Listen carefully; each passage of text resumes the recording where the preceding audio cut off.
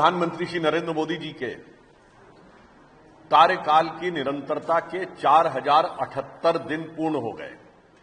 इसके द्वारा श्रीमती इंदिरा गांधी जी के कार्यकाल के रिकॉर्ड को पीछे छोड़ते हुए जवाहरलाल नेहरू के बाद सबसे लंबे समय तक निरंतर प्रधानमंत्री के पद पर रहने का जन विश्वास, जन आशीर्वाद और राष्ट्र की निष्ठा से युक्त यह कार्यकाल का रिकॉर्ड बनाने में जो प्रधानमंत्री जी का योगदान रहा है, उससे हर भारतवासी हर्ष का अनुभव कर रहा है। जहां एक तरफ पूर्व के जो दो प्रधानमंत्री हैं, उनके कार्यकाल में निरंकुशता के काले अध्याय रहे, तो यहां विकास के स्वर्णिम अध्याय रहे। और प्रधानमंत्री श्री नरेंद्र मोदी जी जन समर्थन के द्वारा चुनकर आकर प्रधानमंत्री पद पर आसीन होने वाले प्रधानमंत्री हैं, जबकि इंदिरा जी और नेहरू जी दोनों पहली बार जब प्रधानमंत्री बने तो जन समर्थन के द्वारा नहीं, परिस्थितियों की अपरिहार्यता या परिस्थितियों के राजनीतिक दांवपेच के बीच में से बने थे।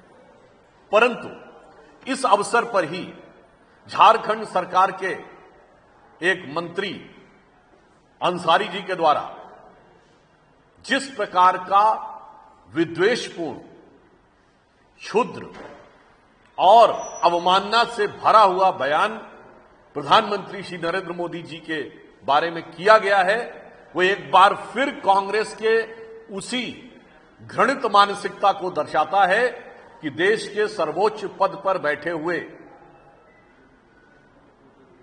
एक चाय बनाने वाले के बेटे, जो लोकतंत्र के, भारत के विकास और विराट स्थिति के प्रतीक के रूप में बैठे हुए हैं, उनके बारे में उनके बचपन, उनकी पृष्ठभूमि और व्यवसाय को लेके इस प्रकार का घृणित कमेंट, ये उन्हीं कमेंट्स की श्रृंखला में से एक है जिसमें कभी मोदी जी की बोटी बोटी करने की बात, तो कभी कब्र खोदने की बात, कभी उनके ऊपर वर्ग, जाति, समुदाय के सूचक शब्दों के द्वारा अपमान करने का प्रयास किया जाता था।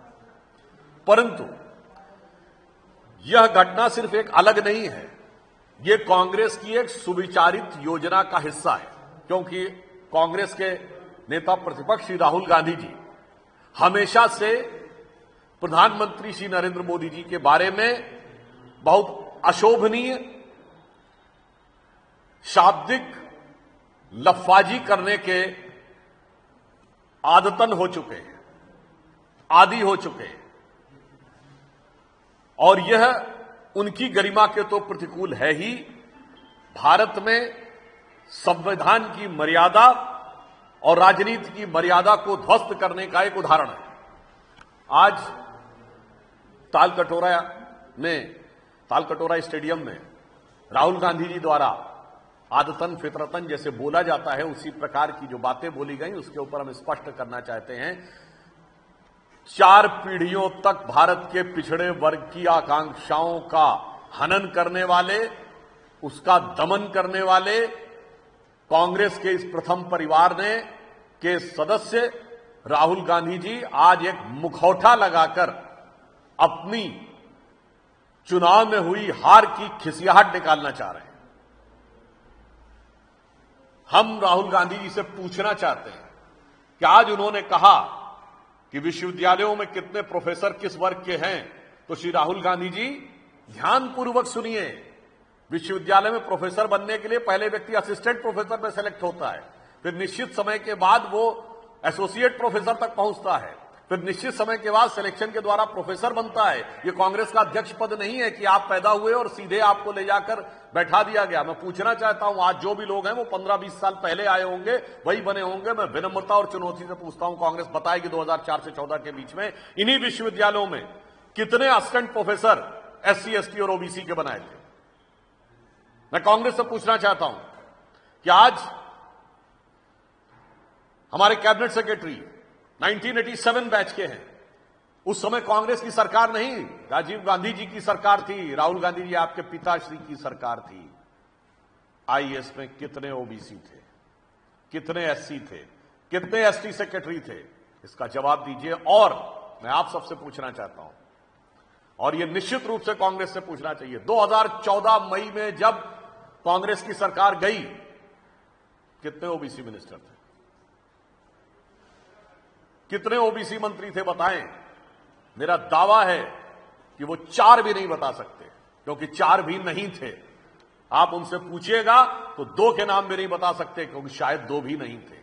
इसलिए दिखाई पड़ता है कि ये जिस विषय की बात करते हैं, ओबीसी के हक पर डाका डालने का काम कर्नाटक और तेलंगाना की सरकार अल्पसंख्यक समुदाय के लगभग सारे लोगों को पिछड़े वर्ग में शामिल करके करना चाह रही है। पश्चिम बंगाल की सरकार तो हिंदू समाज से ज्यादा मुस्लिम समाज की ओबीसी जातियां दिखाकर उनको ओबीसी में शामिल करना चाह रही है। तो इसलिए मैं एक साफ बात कहना चाहता हूं, कांग्रेस एक मुखौटा लगाकर खड़ी है। इस मुखौटे के पीछे का असली सच यह है कि बाबा साहब अंबेडकर ने जो पिछड़ों और एससी को आरक्षण का अधिकार दिया था, उस इबारते बाबा साहब अंबेडकर को इस मुखौटे की आड़ में ये इमारतें शरिया में तब्दील करना चाह रहे हैं। इसलिए देश को और देश के प्रबुद्ध लोगों को इस विषय पर बहुत सतर्क, सावधान और इस षड्यंत्र के प्रति सचेत रहने की आवश्यकता है। मैं पुनः अपनी बात को रिपीट करता हूं कि राहुल गांधी जी अपने पिताजी के कार्यकाल के एससी, एसटी, ओबीसी, आईएएस अधिकारियों की संख्या बताएं। मनमोहन सिंह जी और सोनिया जी के कार्यकाल में 2004 से 9 के बीच में कितने यूनिवर्सिटी में असिस्टेंट प्रोफेसर, एसोसिएट प्रोफेसर थे, उनकी संख्या बताएं। और अब यह बताएं कि मुस्लिम समाज की कितनी जातियों को उन्होंने ओबीसी में इंक्लूड क्यों करवाया है और इसके द्वारा वो किसके हक के ऊपर डाका डालने का प्रयास कर रहे हैं। धन्यवाद।